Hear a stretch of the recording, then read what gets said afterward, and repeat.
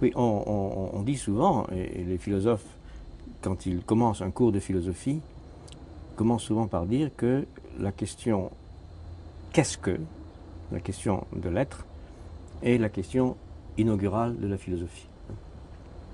Que tout a commencé en Grèce quand des philosophes se sont demandé ti esti, qu'est-ce que c'est que? Ils se sont demandé quelle est l'essence de ceci ou cela. Et que veut dire le mot être? Alors cette tradition s'est prolongée naturellement, mais au fond, la première question sur la question qui s'est imposée à moi à partir naturellement de lecture, je ne l'ai pas inventé. La première question sur la question était celle-ci, elle était double en quelque sorte. Premièrement, est-ce que, comme on le dit si souvent, jusqu'à Heidegger compris, est-ce que la forme questionnante est la forme absolument privilégiée ou par excellence de la philosophie? Autrement dit, est-ce que penser, c'est questionner, comme le disent souvent aussi les philosophes, hein? Est-ce qu'il n'y a pas, avant la question, de façon plus radicale, plus ancienne, plus profonde, un mouvement de pensée qui n'est pas questionnant, mais qui est au contraire une affirmation?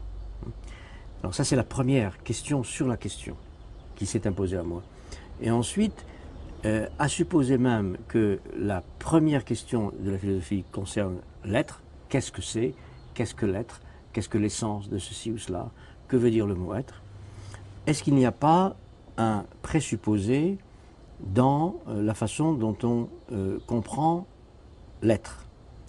Et là, c'est une question naturellement que je n'ai pas inventée, mais que j'ai héritée d'une certaine manière de Heidegger et que j'ai à ma manière réinterprétée. Heidegger soupçonne les philosophes grecs et toute la tradition en vérité d'avoir privilégié dans l'être l'étant, c'est-à-dire being, c'est-à-dire le présent, ou le participe présent, ou la présence de l'être. Hein. Autrement dit, est-ce qu'on n'a pas privilégié dans l'interprétation de l'être, et dans la question qu'est-ce que, une modalité du temps qui est le présent, ou la présence du présent. Hein.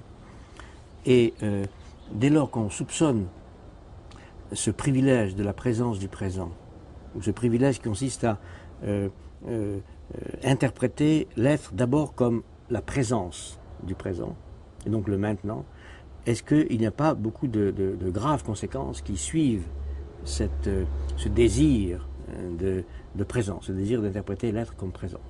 Alors ça, c'est une question que Heidegger avait formulée à sa manière et que j'ai essayé d'entraîner ailleurs, de déplacer, de réinscrire dans des terrains différents, dans des corpus différents, sur des textes que Heidegger n'avait pas lui-même interrogés.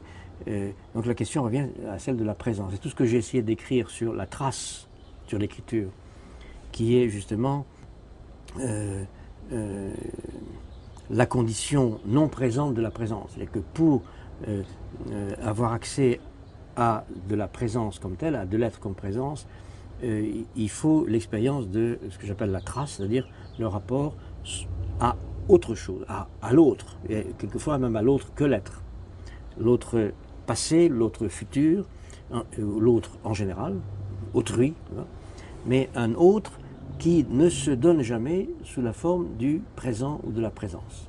La trace, au fond, la pensée de la trace, telle que j'ai essayé de l'élaborer, est une remise en question, et de la question, et de la forme questionnante de la pensée, et de l'autorité du présent ou de la présence.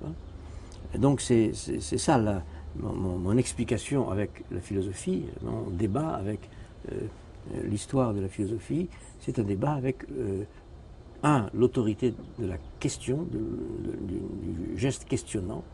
J'ai beaucoup de respect pour la question, je crois qu'il faut poser des questions, je ne suis pas contre le questionnement, qui est la condition de la critique, la condition de la déconstruction aussi, je ne suis pas contre la question, mais j'essaie de penser ce qui vient avant la question, quelle est la condition de la question. Pour poser une question, il faut que je m'adresse à quelqu'un d'autre. Hein.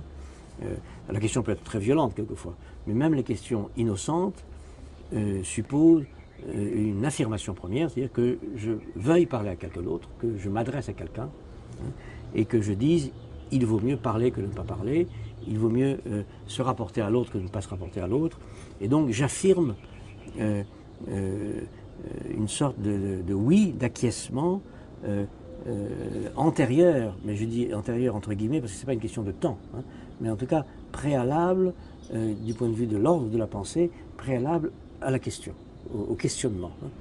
Et ensuite, ayant ainsi interrogé la question, si on peut dire, sollicité la question, vient la question du présent dont je viens de parler, et le travail sur ce que veut dire tracer, écrire, non seulement écrire au sens de ce qu'on écrit sur une page ou sur un computer, hein, mais partout où il y a de la trace, partout où il y a l'expérience d'un renvoi à autre chose, d'un renvoi à l'autre, d'un renvoi à un autre présent, à un passé, à un futur, et quelquefois à un autre temporel qui est plus vieux que le passé ou à venir au-delà de tout futur. Parce que le passé et le futur, en général, sont interprétés comme d'autres présents, comme un présent passé, un présent futur. Et ce que j'essaie de penser, c'est un passé ou un avenir qui ne soit pas des présents modifiés, qui ne soit pas des présents futurs, des présents passés, mais une autre expérience du rapport au passé ou à l'avenir. Et ça passe évidemment par l'autre en général, par autrui en général.